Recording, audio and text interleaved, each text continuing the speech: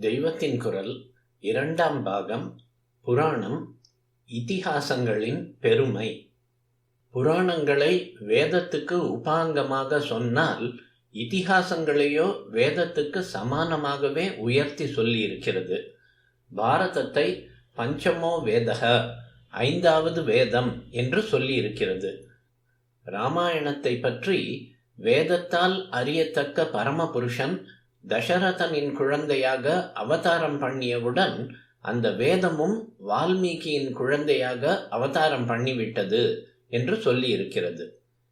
வேத வேத்யே பரே பும்சி ஜாதே தசரதாத்மஜே வேதக பிராச்சேதசாதாசி சாக்ஷாத் ராமாயணாத்மனா. பிரச்சேதஸின் பிள்ளையானதால் வால்மீகிக்கு பிராச்சேதஸ் என்று பெயர். ராமாயண பாரத கதைகள் நம் தேச ஜனங்களின் இரத்தத்திலேயே ஊறி போனவை. இந்த இதிகாச பட்டணம் குறைந்து போய்விட்ட இந்த 40-50 வருஷத்துக்கு முன்பு வரை பாமர ஜனங்கள் உள்பட எல்லோருமே வெளி தேசத்தார் வியக்கும்படியான நல்லொழுக்கங்களோடு யோக்கியமாக இருந்து வந்தார்கள் என்றால் அதற்கு முதல் காரணம் இராமாயணமும் பாரதமும் தான். குறிப்பு: இதிகாச புராண உபன்யாசங்கள் வெகுவாக பெருகி இருப்பினும் இவை நகரப்புறங்களிலேயே நடப்பதால் பெருவாரியான கிராம மக்கள் இவற்றால் பயன் பெறாததை ஸ்ரீ சுவாமிகள் கருத்தில் கொண்டு 1962 கூறியது.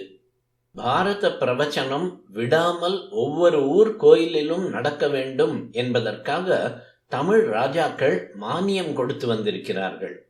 40-50 வருஷத்துக்கு முந்தி வரையில் பூசாரி உடுக்கடித்து கொண்டு பாரதம் பாடுவதை கேட்கத்தான் கிராம ஜனங்கள் கூட்டம் கூட்டமாக போவார்கள். அதுதான் அவர்களுக்கு சினிமா, டிராமா எல்லாம். ஆனால் இந்த சினிமா டிராமாக்களினால் ஒழுக்கத்துக்கு ஏற்பட்டிருக்கிற ஹானிகள் இல்லாமல் பாரத கதை கேட்டு கேட்டே அவர்கள் சத்தியத்துக்கு பயந்து கபடு சூது இல்லாமல் நல்ல வாழ்க்கை நெறியில் போனார்கள்.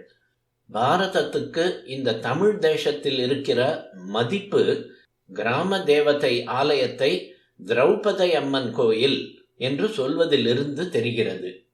ஒவ்வொரு பெரிய புராணத்தையும் எடுத்துக்கொண்டால் அதிலே தனித்தனி கதையாக அநேகம் இருக்கும். ஒவ்வொரு கதையும் ஒரு குறிப்பிட்ட தர்மத்தை வலியுறுத்துவதாக இருக்கும். இதிகாசத்திலோ ஆரம்பத்திலிருந்து கடைசி வரை ஒரே கதையாக இருக்கும். நடுவே வேறு பல உபாக்கியானங்கள் வந்தாலும் கூட அவையும் பிரதானமான ஒரு கதையை சுற்றியே இருக்கும். புராணத்தில் ஒவ்வொரு கதை ஒவ்வொரு தர்மத்தை சொல்கிறது என்றால் இதிகாசத்தின் மையமான கதையில் சகல தர்மங்களும் நடத்தி காட்டப்பட்டிருக்கும். உதாரணமாக தனி கதையான ஹரிஷ்சந்திர உபாக்கியானம் சத்தியம் என்ற ஒரு தர்மத்தை மட்டும் சொல்கிறது. ஸ்ரவணன் கதை பித்ரு பக்தியை மட்டும் சொல்கிறது. நளாயினி கதை கற்பை மட்டும் சொல்கிறது. ரந்திதேவன் கதை பரம தியாகத்தை, கருணையை மாத்திரம் சொல்கிறது.